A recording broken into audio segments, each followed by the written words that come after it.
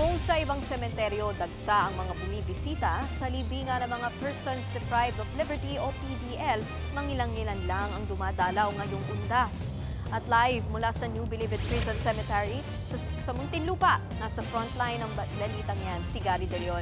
Gary, gaano nagpakadami ang dumadalaw dyan kadalasan? Di pa tayo, boss.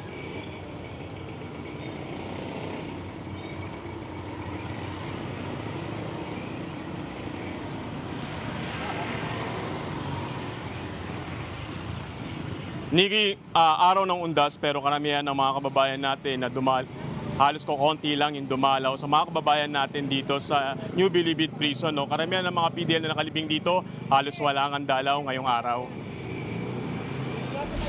May mga nitso na tila nilamon na ng kalikasan. Ang mga nakalibing dito, tila inabandona na ng kanilang mga mahal sa buhay.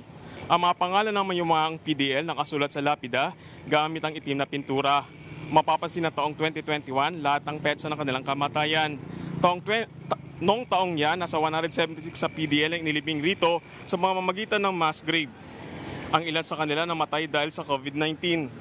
Noong 2022, nasa 140 na PDL naman ang inilibing rito, pampublikong sementeryo ang NBP Cemetery. Karamihan na nakalibing dito mga PDL at mga personal ng Bucor, pero meron din mga residente ng Muntinlupa. Kaya may mga pamilya rin na dumalaw sa mga puntod ng kanilang kaanak na pumanaw. Ang pamilyang ito na aming inabutan, mas pinili na hayaan na lang manatili ang libingan ng kanilang kaanak na PDL dito dahil malayo raw ang kanilang lugar. Magastos din kasi kung ililipot pa sa ibang lugar. Mahigpit na seguridad naman ang pinatutupad ng mga Bucor personnel sa mga papasok sa NBP Cemetery. Pero sa isang bahagi nito, ang Japanese Cemetery kung saan nakalaga ang mga veterano ng World War II na Japanese soldier, tahimik at walang taong dumadalaw.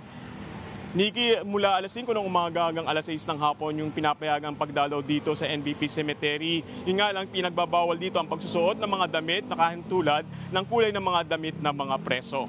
Niki. Yan ang Express Report ni Gary De Leon live mula sa Muntinlupa. Mga kapatid, Nikki de Guzman po. Para sa pasada ng mga rumaratsyadang balita, mag-follow at mag-subscribe na sa social media pages ng News 5.